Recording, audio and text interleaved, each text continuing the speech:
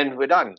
Oh, we are with Mr. Franco Scribante. So it is an absolute honor to have you on the show. Thank you so much for joining us. Eh? Thank you for allowing us to be on your show. There's so many things yeah, I can talk to you. I mean, you're absolute master when it comes to industry and business. I mean, mining, everything. But I mean, the big thing, your passion for racing. Where did all of that start? Oh, look, it's always been in my family. If I go all the way back to my grandfather's brother Aldo, and he had his own Formula One team. So it's always been there, but not necessarily because of that. It's just how I was. I mean, my dad wasn't really like that. It just started in go-karts, and one thing led to another, and here we are today. From a racing perspective, what is your favorite part? I mean, you do Samoa hill climb, you do classic racing, everything. Is it just you just love the thrill of it, or is it where does your passion lie in it? Look, it's everything. It's evolved into as you say, just about a bit of everything. Sports car racing, endurance racing. The hill climbs has probably become my most favorite thing that I enjoy, and it's really just because I sort of almost given up on racing a couple of years ago because you've got to really have proper serious mechanical backup, and if you don't, you're almost like you're swimming against the current. And then I hooked up with Kobus Jonker and Marco and the rest of the guys in my team, and I really got a great team together that can. I mean, we restore classic cars, we build anything. We're on a number of projects at the moment. And so motor racing is one of those things, and it's when I do things, I like to do them properly, or I prefer not to do them. So with this crew of guys, that enabled me to race how I saw racing to happen, and not sort of half-assed and half-heartedly, So that's how we got to where we are and do a bit of everything. Yeah, we actually featured that 1942 gel bar that you guys built on the cover of the magazine. I mean, look, the build quality that you guys are doing are just absolutely phenomenal. I mean, that was such an amazing truck. Yes, thank you. Look, we sold that truck. We got a bit pressured into that one, and we vowed we're not going to sell anything else again. If somebody wants something, we'll build it for them. But yeah, it's you watch these overseas programs how they slap everything together in 48 hours. In the real world, it doesn't work like that. I get emails weekly of abandoned projects from across the country, and I blame abandoned projects on Chip Foose because everybody has this idea.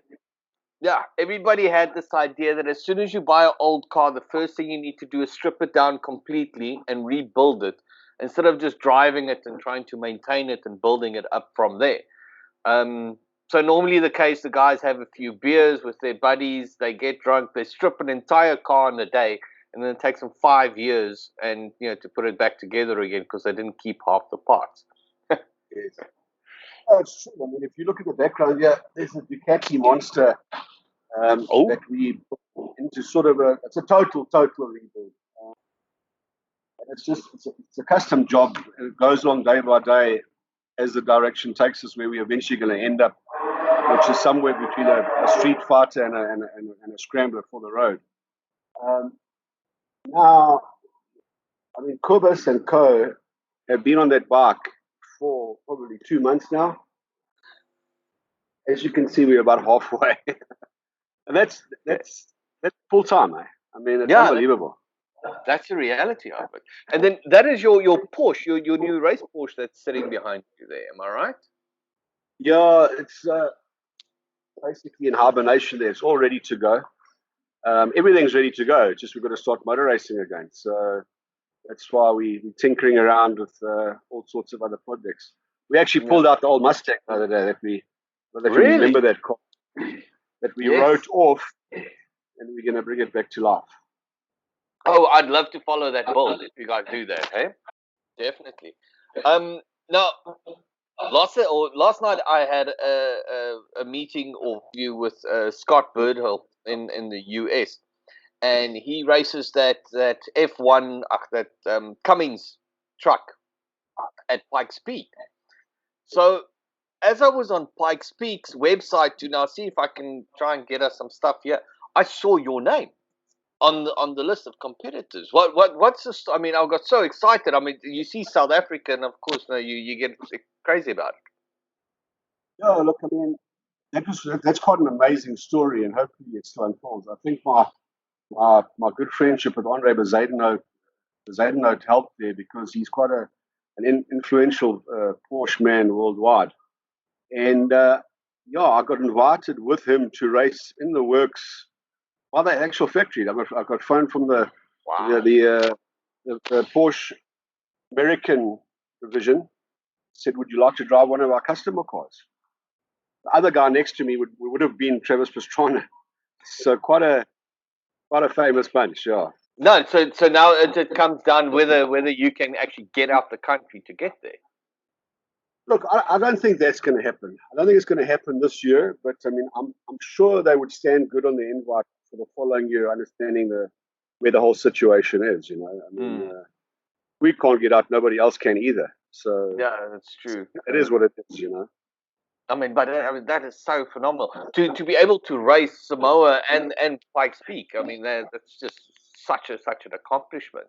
Yeah. Yes. Look, when we undertook to build I sent Kobus and Marco over to have a look on what we were going to do as Samoa got more and more serious, and as the sort of world fashion is going towards those sort of extreme events, to decide what we were going to build. And they came back with the idea of the GTR, which is now called the Sheriff. I mean, you know the car. Oh, that thing is insane. I actually saw it at Samoa last year. But what we realized is to take our own car like that and go to Pikes Peak with the weather changes and the sort of infrastructure that you need, you can get there and your run is snowed out and that's it. Cheers, boys, go.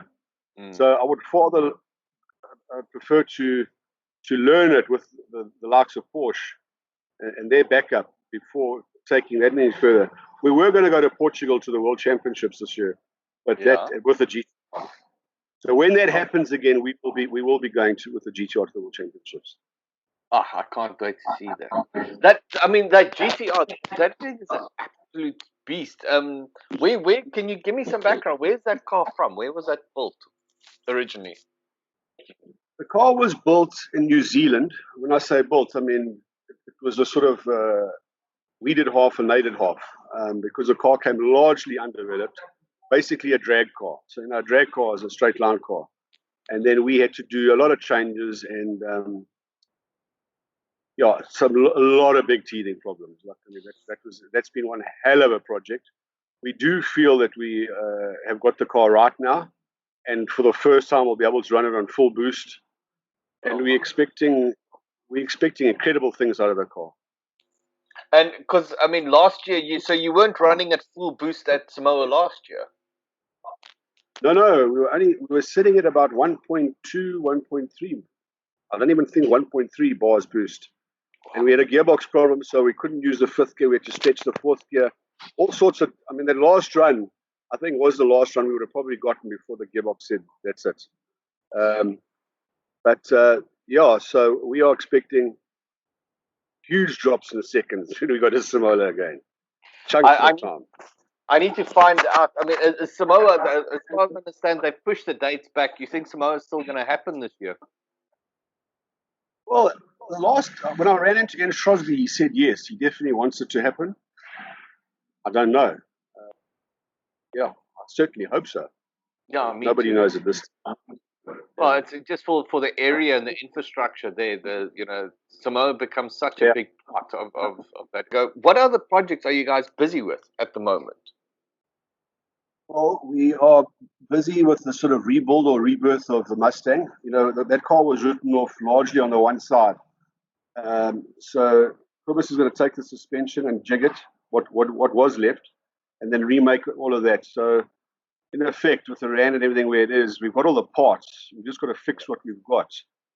That's the one project. And then the next project that we sort of half busy on, we've got a 1965 Ford Galaxy that we're building into a proper muscle car.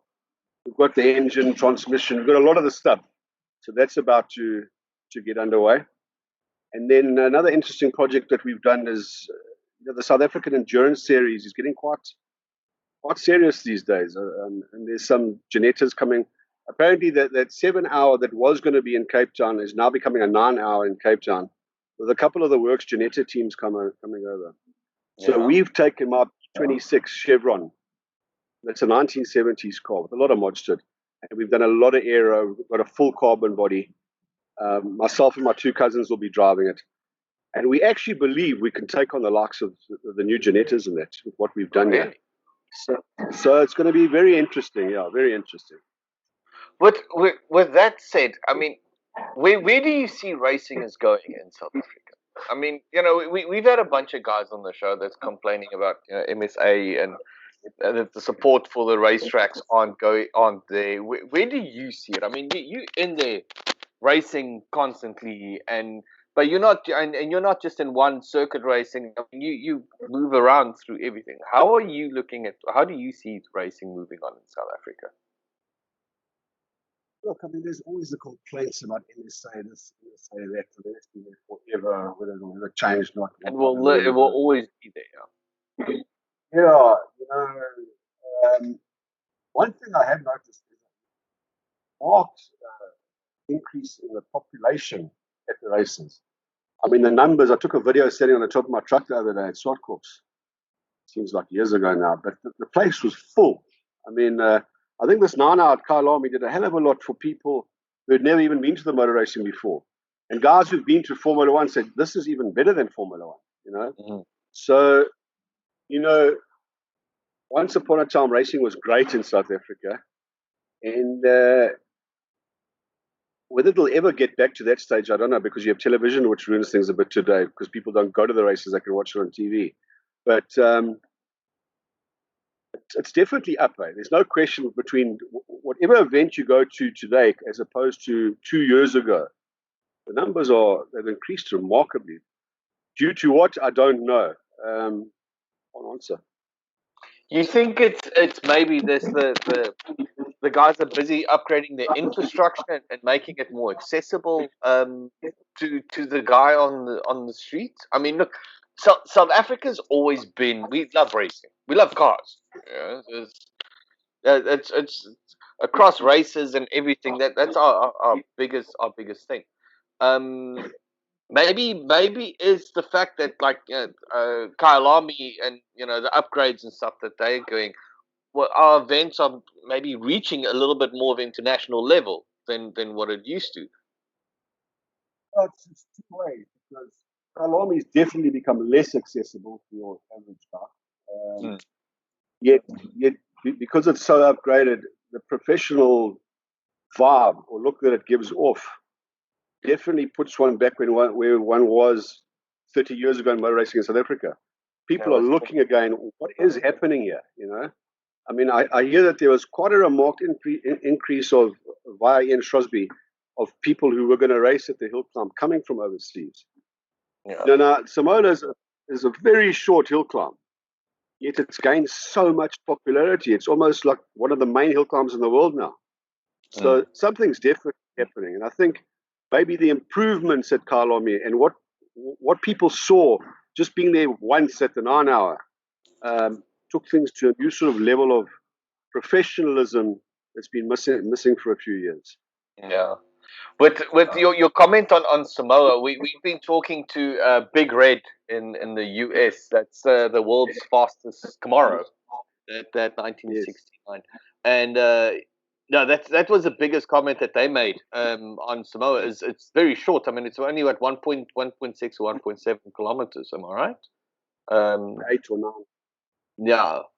Where I mean, Pikes Peak is something is quite a bit, and because we've been trying for the last 2 years to see if we can't actually get guys like Big Red here, get some big cars into the country to start competing against guys like yourself. So it becomes a bit more of an international event than just a local series. Yeah. But we'll see. They sound quite excited. I actually think I'm talking to RJ, the driver, in the next few days as well. I think there's a lot of work. There's still a lot of work that needs to be done from the events. I think circuit racing is still is fighting at the moment. You know, Yes, yeah. to stay alive. Circuit racing isn't pulling the, you know, oh, as much as I can understand, circuit racing, you know, is the main part that's struggling at the moment. Have you guys ever thought of maybe doing your top end runs and that type of stuff with the GTR? We have discussed it, but we have been just so busy. I think we will do it, and I think this car's got what it takes. We just have to take the air off to run over 400 k's an hour. So we probably would give that a go just for something different to do. But yeah, that'll probably be the next year. Yeah, okay. At this stage, how would we say we're going to look at 2020 as just being cancelled and just move on from there? Yeah, when it happens, it happens. We're ready to go. But thank you so much for talking to me on this whole thing. Yeah, it's just great to get a South African legend out onto the show. Well, thank you so much for your time. So, all right. Thanks, sir. Thanks, Cheers. Okay. See you tomorrow, definitely.